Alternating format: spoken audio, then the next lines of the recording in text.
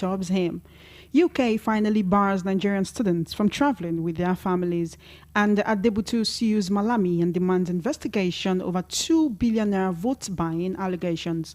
On the foreign scene, Russia defeats insurgents after rare cross-border incursion. Details now.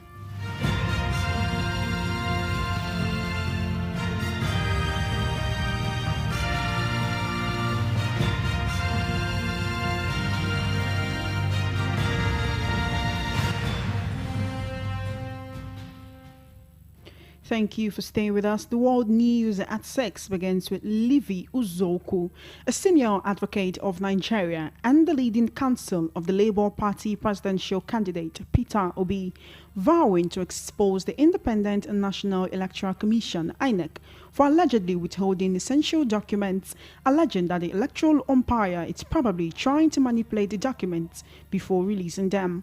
According to him, he will focus on the most important witnesses in the case in the 3 weeks allotted to his team to present their case. Let's take a listen to him at the Election Petitions Court while speaking to journalists today.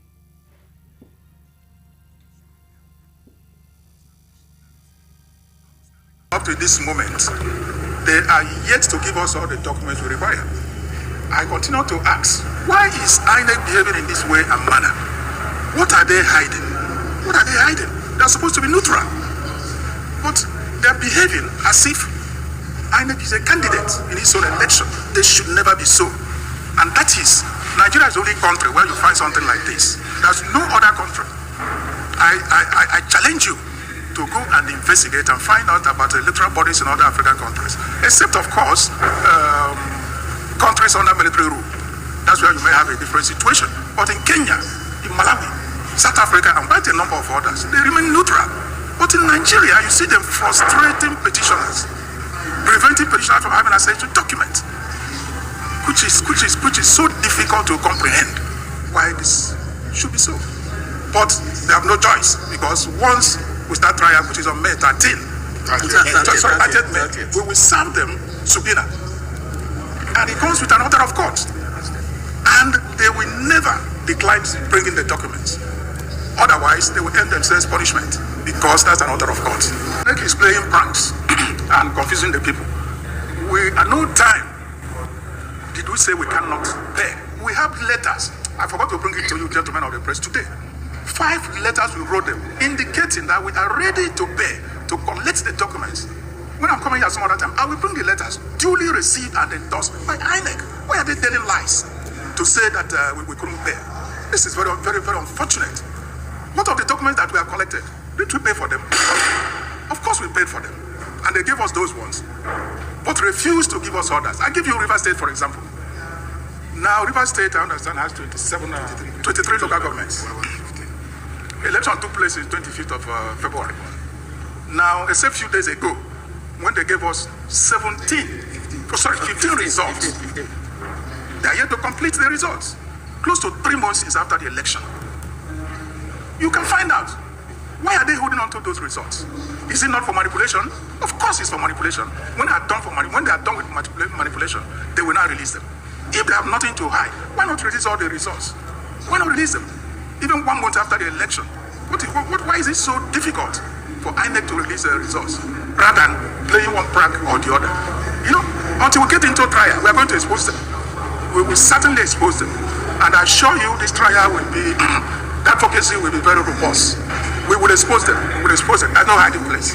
I assure you. We want to dump into a situation where we'll be chasing shadow and our petition will expire. We don't want to do that. The important thing is, at the end of the day, if the court rules in favor of our petition, that somebody is right there on seat, does not mean anything. You'll be taken away from the seat. It has happened in Malawi. It has happened in Kenya. These are smaller countries than Nigeria.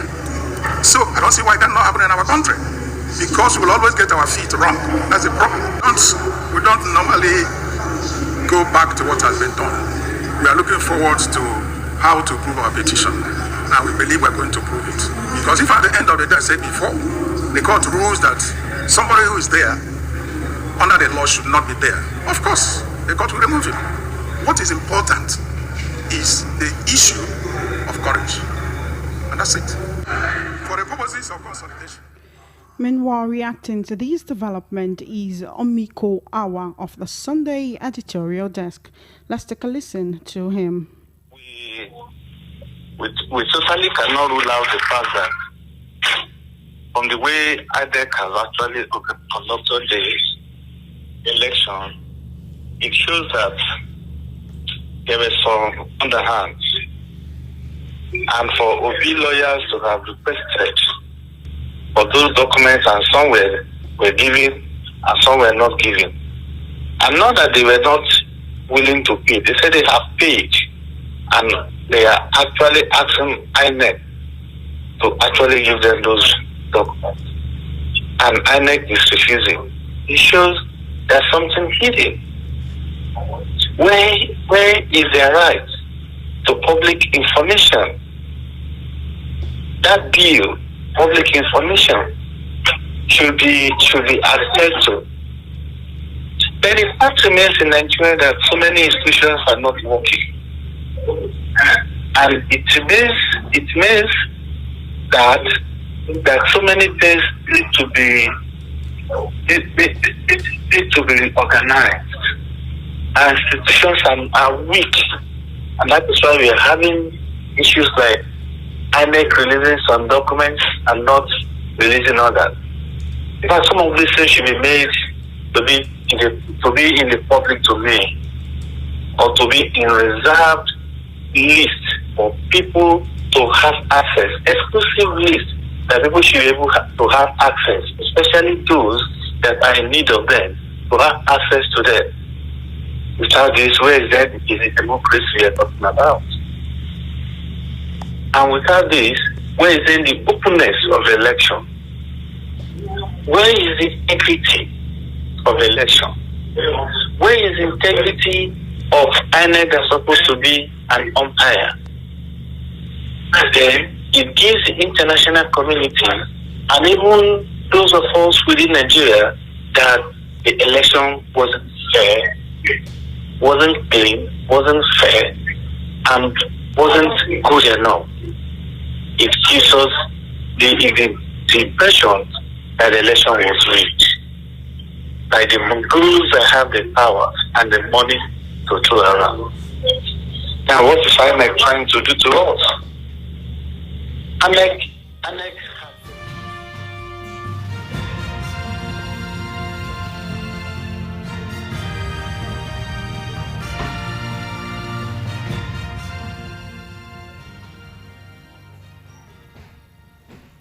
Meanwhile, President Muhammadu Buhari today said he has a safe haven in Niger Republic, Chad and other neighboring nations and would run there for refuge if disturbed by Nigeria after the handover on May 29th.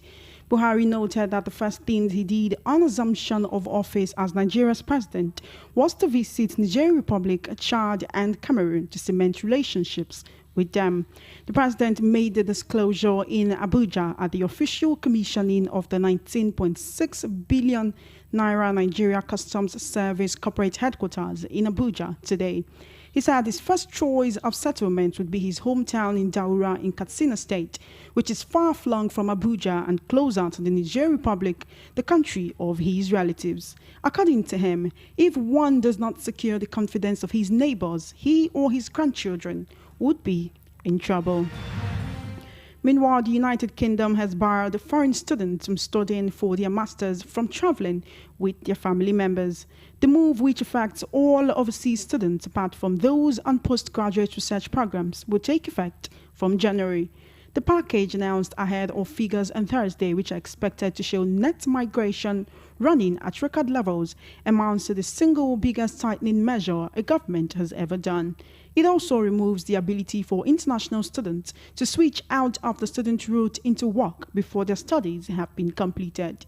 Home Secretary Suella Braverman unveiled a package of new restrictions on foreign students, including Nigerians, today. She said the plan aimed at reducing net migration to sustainable levels. She also said efforts will be made to clamp down on unscrupulous education agents who may be supporting inappropriate applications to sell immigration and not education. In the meantime, the governorship candidate of the People's Democratic Party (PDP) during the 2023 general elections in Ogun State, Oladipupo Adebutu, has called on the police authorities to investigate how details of the interim report of an uncompleted investigation were leaked to the press. Adebutu queried how the police interim report got to the media when the police had not completed investigations. The governorship candidate, however, confirmed the report that he sued the Attorney General of the Federation, Abubakar Malami, the Inspector General of Police, Usman Baba, the Director of State Security Services, Yusuf Bichi, and the Chairman of the Economic and Financial Crimes Commission, EFCC, Abdul Rashid Bawa, over allegations of vote buying leveled against him. Media Director of the Ladi Adebutu campaign organization, Afolabi Orekoya, confirmed the petition and issued a statement denying allegations of being involved in a 2 billion naira vote buying scheme, describing the claims as baseless. The statement was in response to a report by some media claiming that during the governorship election in the state, the Ladi Adebutu campaign organization was involved in vote buying.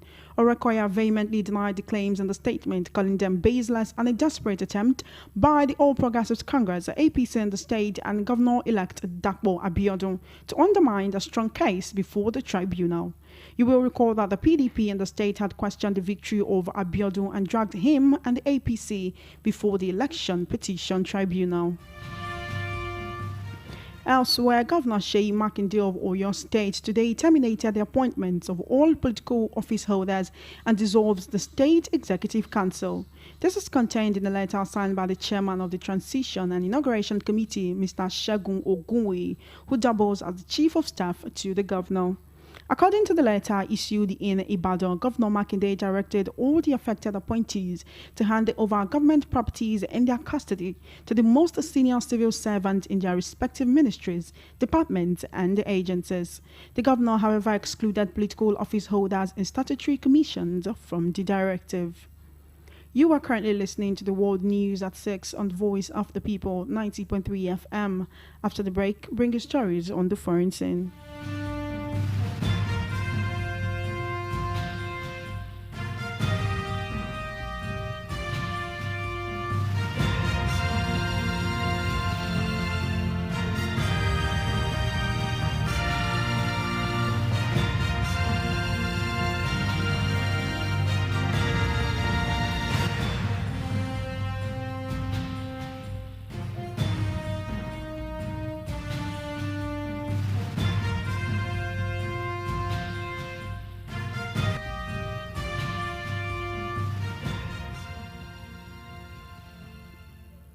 Now, on the foreign scene, Moscow says armed insurgents who crossed the border from Ukraine to launch attacks in Russia's Belgorod region have been defeated.